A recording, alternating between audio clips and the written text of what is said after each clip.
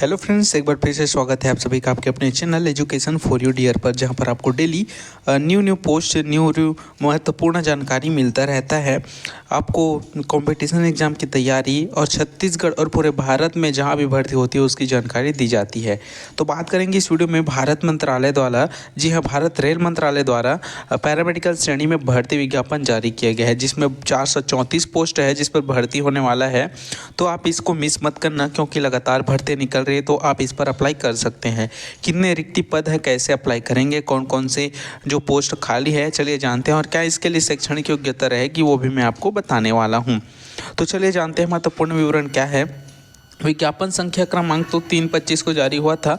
कुल रिक्ति संख्या है 434 पोस्ट, जिस पर आपका पदों का नाम है nursing superintendent, pharmacist, entry grade और radiographer, x ray technician, health and malaria inspector, lab assistant और ECG टेक्नीशियन है। इतने सारे पोस्ट है जिस पर भर्ती होने जा रही है।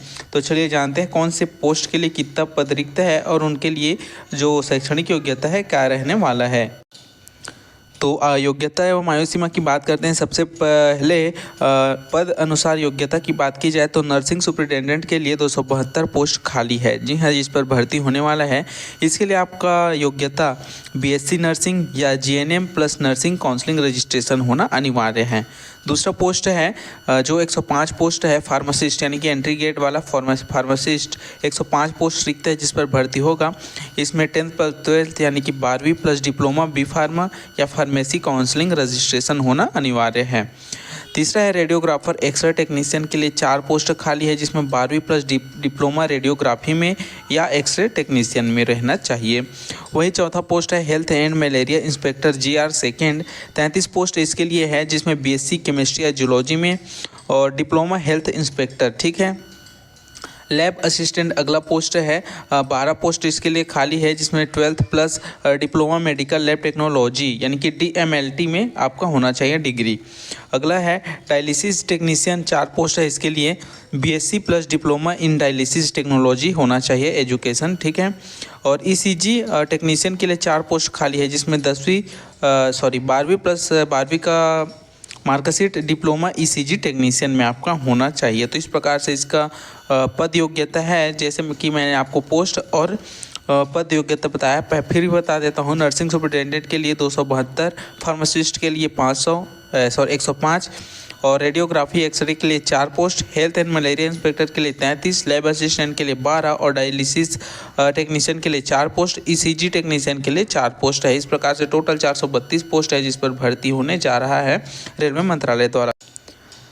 चलिए अब बात कर लेते हैं आयु सीमा की। तो 1 जनवरी 2026 से एज गिनती होगा। मिनिमम एज 18 वर्ष और मैक्सिमम एज की बात की जाए तो नर्सिंग सुपरिटेंडेंट के लिए 40 वर्ष और अन्य पदों के लिए 33 वर्ष रहने वाला है। कुछ पदों में 35 से 40 तक हो सकता है। आरक्षित वर्गों के लिए निम्नानुसार आयु छूट मिलती है, जैसे कि आप सभी को पता ही है। अब इसमें आपका सिलेक्शन क्या होगा, चलिए जानते हैं selection process. Computer based test होगा 100 नंबर का, यानी कि CBT। प्रश्न विषय अनुसार विभाजित होगा। पहला तो प्रोफेशनल नॉलेज 70 और general awareness 10, intelligence and reasoning 10 और जनरल साइंस 10 अंक का, ठीक है। समय 90 मिनट आपको मिलने वाला है। प्रत्येक गलत उत्तर पर 1 सही 3 अंक की नेगेटिव मार्किंग होगा। भाषा हिंदी, अंग्रेजी या क्षेत्रीय भाषा जहां लागू हो सकता है वो आप चूज़ कर सकते हैं। डॉक्यूमेंट वेरिफिकेशन और मेडिकल एग्जामिनेशन और फाइनल मेरिट लिस्ट के आधार पर आपका चयन हो जाएगा। 100 नंबर का एग्जाम दिलाएंगे, फिर डॉक्यूमेंट का वेरिफिकेशन होगा, फिर मेडिकल एग्जामिनेशन होगा। फाइनल मेरिट लिस्ट जारी होने के बाद आपका नाम आता है तो आपका चयन हो जाएगा। जानते हैं आवेदन करने का तरीका। तो आधिकारिक वेबसाइट rrbapply.government.in या संबंधित RRB जोनल साइट पर जाएं, रजिस्ट्रेशन करें, ईमेल, मोबाइल नंबर, OTP द्वारा। आवश्यक निजी एवं शैक्षणिक विवरण भरें, पासपोर्ट साइज फ़ोटो एवं हस्ताक्षर अपलोड कर सकते हैं। शुल्क जमा करें, अगर लागू हो तो फॉर्म सबमिट करें और कन्फर्मेशन पेज डाउनलोड करके सुरक्षित रखें। तो आप rrbapply.government.in पर जाकर इसके लिए आवेदन कर सकेंगे। बात करें कुल पद और आवेदन की अंतिम तिथि की, तो कुल पद 434 है। आवेदन की तिथि 9 अगस्त से 18 सितंबर रहने वाली है, यानी कि अभी शुरू नहीं हुआ है। रक्षाबंधन के बाद ये शुरू हो जाएगा। शैक्षणिक योग्यता आपको मैंने बता दिया था, आयु सीमा 18 से 40 वर्ष पद के अनुसार। वही चयन प्रक्रिया CBT, दस्तावेज सत्यापन और मेडिकल के जरिए होगा।